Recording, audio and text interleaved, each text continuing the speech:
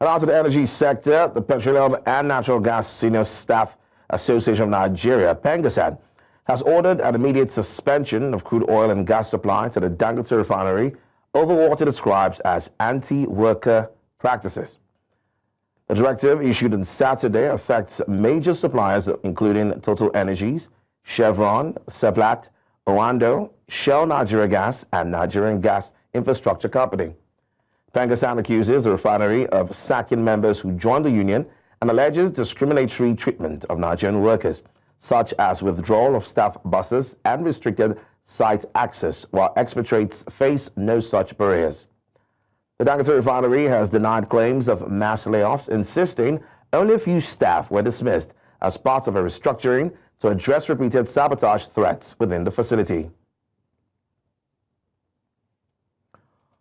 Meanwhile, the Dangote Petroleum Refinery has suspended the sale of petroleum in naira. In an email sent to its customers, the refinery announced that the decision would take effect on September 28, attributing it to the depletion of its crude-for-naira allocation. The notice signed by the Group Commercial Operations of the refinery was titled Suspension of DPRP PMS Naira Sales, effective 28 September 2025. The refinery said all customers with transactions in naira who would like a refund of their current payment should formally request the processing of their refund.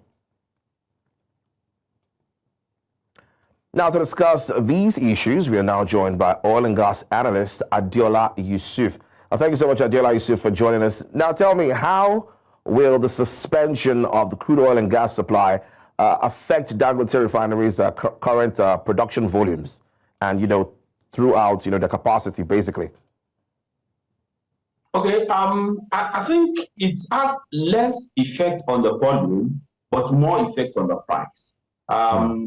Of course, before now, we understand that around March this year, there was the same issue raised by Dangote Refinery of,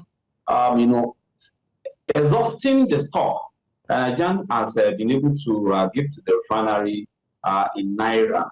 And, what followed that immediately was price of the premium motor spirit known as Petrol going up to as much as 1,000 naira, in some cases more than 1,000 naira in outlets that got the product from Dangote Refinery. It's important that we background this because President Bola Ahmed Tinubu, while coming on board and in trying to ensure that his declaration on May 29, 2023, that the first subsidy is gone, to caution the effect that will have on Nigerians, promised to give the products being produced in Nigeria to Dangote Refinery that is operating in Nigeria, though it's at the free trade zone, but technically it's still operating in Nigeria, crude in naira.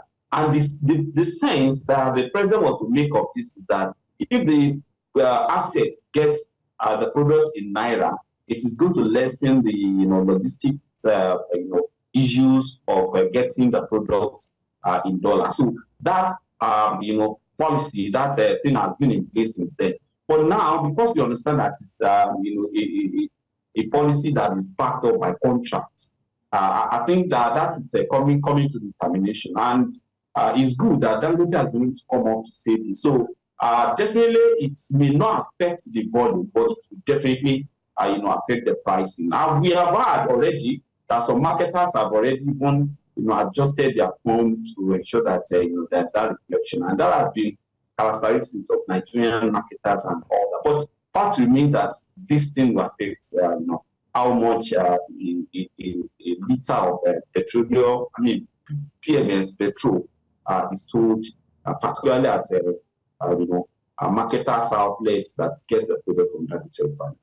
Now, looking at the effect it's going to have, I'm looking at it from a point of be it short term, be it middle term. Now, what effects could this suspension have, especially on domestic fuel availability and pricing in Nigeria? Okay, thank you. It's important that Nigerians listening to us, or everyone listening to us, understand the fact that Dangote Refinery is not the sole supplier of petrol. In fact, any other petroleum products to Nigeria. From statistics released by some marketers, the DAPMAN, They said Dangote is doing 30 to 35%. We are waiting for that to be verified. That Dangote is just doing 30 to 35. So it is a fact that it's established that Dangote is not the only one supplying the Nigerian market.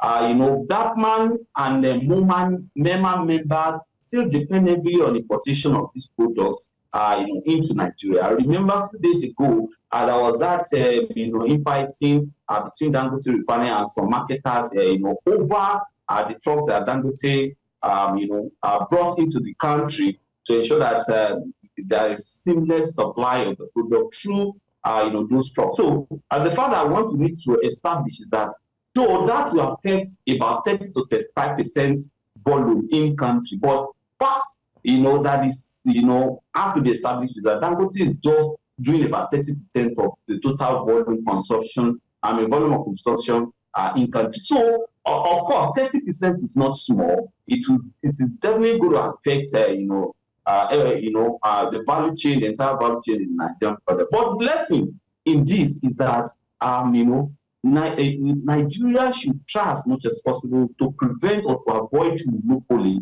particularly in the downstream petroleum sector. And we have had, events where some people convert that they should give Dangote, they should stop importation of the product and ensure that only Dangote supplies the market. The danger of it is what we are seeing now. So if anything happens to Dangote, it's definitely going to affect, all Nigerians. But as we have the permutation we have on ground now, the statistics is showing that it's just about 30%. So, fact that every Nigerian needs to understand now, because we need to say this for people to, stop, or for people not to start, panic buying. It is going to affect, the product price at filling stations that get product from Dangote Refinery. I like the fact that you've clarified. I like the fact that you've clarified that, but I just want to ask you, what does this suspension of crude oil reveal about, labor relations, framework in the refining sector, especially with large private players like Dangote? Okay, it's unfortunate that we get to this stage, and I will just, use this medium to, talk to all the stakeholders, the Dangote management, refinery management, the petroleum workers, to think their steps. Fact remains that everyone is just trying to fight over margins. What I call is the fight over margins, and the fight to prevent food on the table of everyone. Number one, Dangote is a private entity. His asset is $20 billion, and out of that $20 billion, I think close to over 90% of that amount was sourced outside. Lenders are on Dangote to ensure that it pays back. So it's a private entity that wants return on investment. He has debt to service at every interval. So you will agree with me that we want to prevent everything that will impede free flow of operation and all that. And so no one will want to blame Dangote for trying to manage workers' crisis. Some of us are in the industry, we understand how powerful, quote and unquote, the workers' union in the oil and gas sector is. So it is not wrong that Dangote is trying its best to. It's not wrong that Dangote is trying its best to prevent that from happening. Then on the side of the workers, you will understand that because Nigeria is assigned to the ILO and all that, and because workers want to protect the means of livelihood for them, they want to do anything to get the attention of Dangote. But what I would just say is that despite the fact that this is between a private player and the worker union, I want the government to intervene because of the fact that Nigerians will be the ones to suffer if care is not taken. With the threats that the labor union have come up with now, if they go ahead with that threat, it will affect members of their family. And we don't want a situation where Nigerians have suffered because of the removal of subsidy. This is the time they can now start smiling. This is the time they can, in the outside scene, maybe resolve little by little of the pain they went through, of the pain during the subsidy removal. So I want to just use the opportunity to say that whether Dangote is trying to avoid the labor union stress whatsoever, whether the labor union are trying to protect their means of livelihood, everyone should have at the back of their minds are the interest of Nigerians. Nigerians shouldn't suffer.